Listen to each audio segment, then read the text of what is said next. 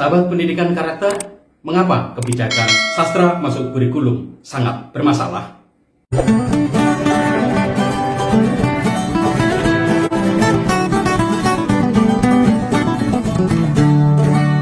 Tanya Pak Doni saja. Sahabat pendidikan karakter, bukan kali ini saja kebijakan Kementerian Pendidikan dan Kebudayaan, Riset dan Teknologi selalu menuai masalah. Kita ingat masalah UKT, begitu diprotes banyak orang, viral, lalu kemudian sibuk menanggapi dan akhirnya UKT kenaikannya ditunda. Hal yang sama berlaku juga pada kebijakan sastra masuk kurikulum. Sebenarnya apa yang terjadi dengan kementerian kita ini sih?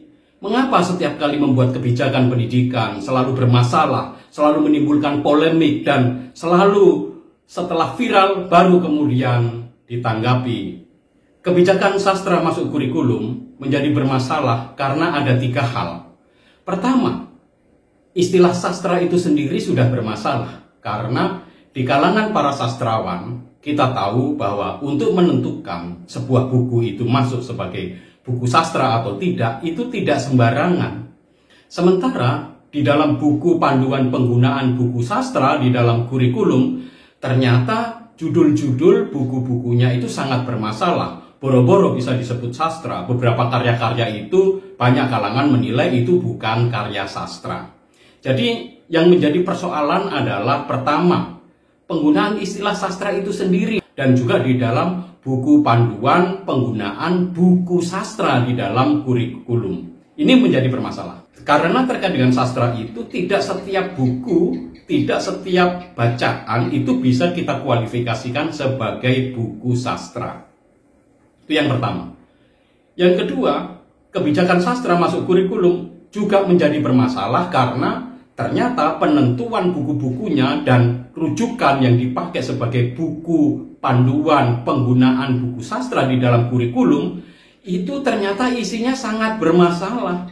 Pilihan-pilihan buku-bukunya itu kalau untuk buku-buku pendidikan tentu sangat kurang tepat karena di sana ada banyak unsur kekerasan, seksualitas, ada persoalan LGBT dan lain-lain yang direkomendasikan untuk dibaca oleh Kemendikbudristek.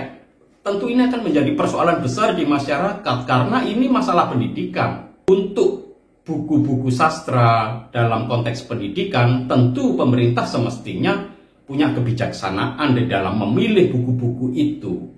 Jadi tidak semua buku itu bisa masuk dan bisa direkomendasikan untuk menjadi bacaan meskipun buku tersebut terkualifikasi sebagai buku sastra pun. Dan tentu ini harus disesuaikan dengan tahapan perkembangan peserta didik.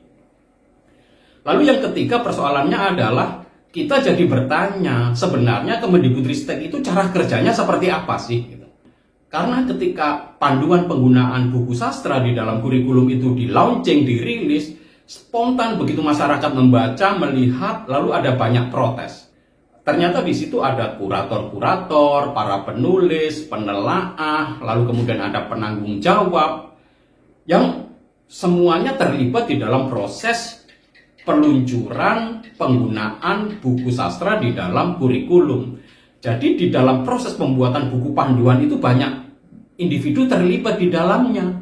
Dan di dalam diskusi selalu Kemendikbud mengatakan bahwa buku-buku yang sudah direkomendasikan sebagai buku sastra tersebut itu sudah direview dan dibaca oleh para kurator. Nah ini kan lalu menjadi persoalan. Karena ternyata belakangan para kurator itu tidak tahu loh bahwa buku panduan yang di launching itu ternyata berisi buku yang seperti itu. Kurator-kurator ini ketika saya tanya, salah satu kuratornya itu tentu teman saya waktu menjadi guru di Jogja, saya tanya, Pak ini gimana kok ada persoalan seperti ini? Sampai sekarang beliau tidak menjawab karena mungkin masih bingung juga mau jawab apa. Dan belakangan terakhir kita masyarakat menerima bahwa ada penjelasan yang mewakili dari tim kurator yang mengatakan bahwa tim kurator tidak ikut membuat buku panduan penggunaan buku sastra di dalam kurikulum.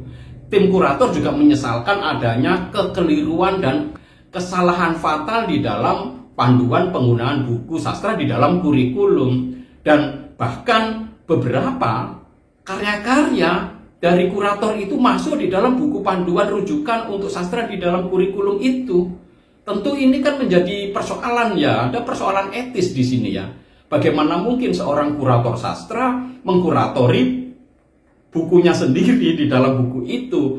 Nah, ini kan tentu sesuatu yang secara etis kurang pantas lah ya. Tetapi untunglah para tim kurator ini sekarang sudah secara terbuka membuat surat pernyataan dan menyatakan bahwa mereka ingin karya-karya mereka itu dicabut dari buku panduan penggunaan buku sastra di dalam kurikulum. Sebenarnya bukan hanya tim kurator saja yang kemudian menarik bukunya, beberapa pengarang lain yang namanya masuk di sana itu tentu saja banyak yang keberatan karena mereka tidak dilibatkan, dan akhirnya mereka meminta untuk karya-karyanya itu dikeluarkan dari karya yang dirujuk oleh kementerian itu.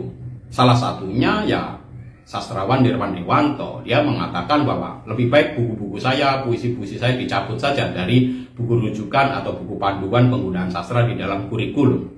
Karena ada banyak persoalan, ada banyak kekeliruan. Dan ini tentu saja membuat kita bertanya sebenarnya apa yang terjadi dengan kementerian ini gitu ya. Mengapa mereka membuat kebijakan itu begitu cerobohnya seperti persoalan sastra masuk di dalam kurikulum? Saya rasa kalau Kemendikbudristek itu mau belajar dari sejarah, mereka tidak akan kok mengalami kesesatan-kesesatan seperti sekarang ini. Karena apa? Pada tahun 80-an dan juga tahun-tahun sebelumnya, itu sastrawan masuk sekolah itu sudah biasa. Buku-buku sastra masuk di dalam kurikulum itu sudah biasa, ya, sudah ada. Tetapi yang menjadi persoalan adalah ketika sekarang Kemendikbudristek berpretensi menentukan buku-buku tertentu itu dianggap sebagai buku sastra, tentu ini bermasalah dari sisi akademik dan juga dari penerimaan komunitas sastra di Indonesia. Kita bisa mengatakan seolah-olah dengan adanya buku panduan penggunaan buku sastra di dalam kurikulum, karya-karya yang ada di dalam buku panduan itu otomatis semuanya adalah sebuah karya sastra. Jadi ada proses kanonisasi, pengesahan karya-karya tertentu sebagai karya sastra oleh Kemendikbudristek. Saya rasa hal seperti ini tentu bisa diperdebatkan. Karena saya percaya bahwa tidak semua karya itu berkualitas tinggi. Dan tidak semua karya sastra yang bermutu tinggi itu juga mungkin bagus untuk menjadi bacaan bagi anak-anak. Harus disesuaikan dengan tahapan perkembangan anak-anak itu sendiri. Sahabat pendidikan karakter, publik semakin tidak dapat memahami mengapa kementerian itu bisa ceroboh seperti ini. Mengapa setelah diprotes banyak orang, setelah dikritiki, lalu kemudian beberapa organisasi massa menyatakan keberatannya terhadap kebijakan di Kemendikbudristek, barulah kemudian Kemendikbudristek bersuara. Tentu bahwa buku panduan penggunaan buku sastra yang sudah diterbitkan itu dicabut kembali tentu sesuatu yang memang itu wajib hukumnya dan sudah benar. Tetapi yang kita sesalkan adalah, pertama, kenapa kementerian itu bisa seceroboh itu? Yang kedua, kenapa tidak ada koordinasi yang baik di antara tim internal mereka, antara tim kurator, penelaah, lalu kemudian kita juga tidak tahu sebenarnya buku panduan itu siapa yang membuat. Kalau tim kurator saja tidak tahu, lalu siapa yang membuat buku itu?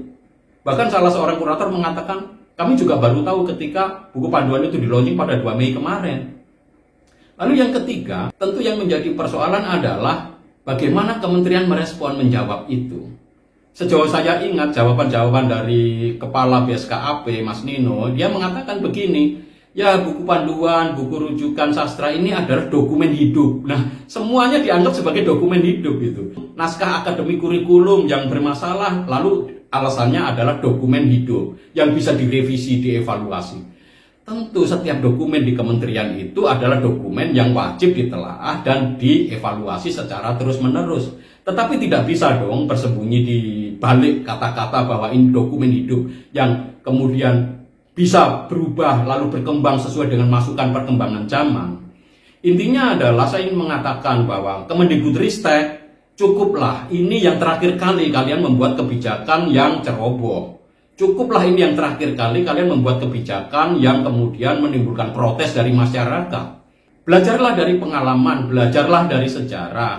Tentu menatap masa depan itu tetap baik sebagai suatu harapan ke depan. Tetapi belajar dari masa lalu, belajar dari sejarah, tentu ini adalah bagian yang penting di dalam proses pengembangan dan pengambilan kebijakan pendidikan nasional. Mari kita kawal terus kebijakan di Kemendikbudristek karena kita ingin bahwa kebijakan pendidikan itu demi kemaslahatan banyak orang dan Tentu, kebijakan pendidikan, urusan pendidikan itu adalah urusan semua orang, bukan urusan segelintir elit di Kemendikbudristek.